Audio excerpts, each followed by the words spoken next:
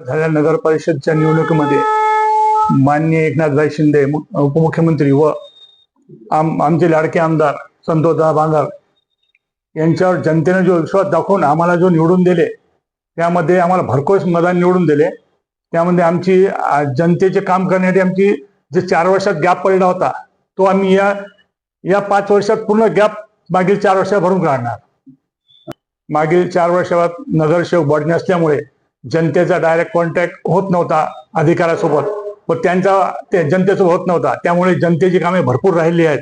आम्ही नगरपालिका व जनतेचे मधले मिडिएटर असून जनतेची कामे आम्ही नगरपालिकेतून 100% पूर्ण करून घेणार।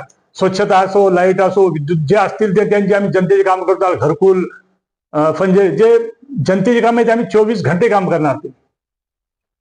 तुम्ही जे जुने जे नगरसेवक होते त्यांच्याबद्दल जनतेचा रोष होता, जे 10-20 वर्ष निवडून आले, जनतेची कामं नाही केले।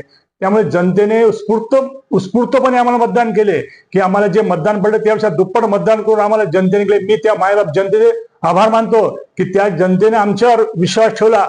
त्या जनतेची मी ऋणी आहे की त्यांनी मला मतदान केले म्हणून।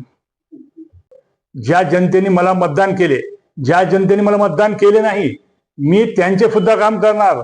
मी त्यांनी असं धरू नये की आता मी निवडून त्यांचे काम करणार नाही। त्यांचे अगोदर काम करेल, ज्यांनी मतदान केले, ज्यांनी नाही केले त्यांचं सुद्धा काम करणार मी।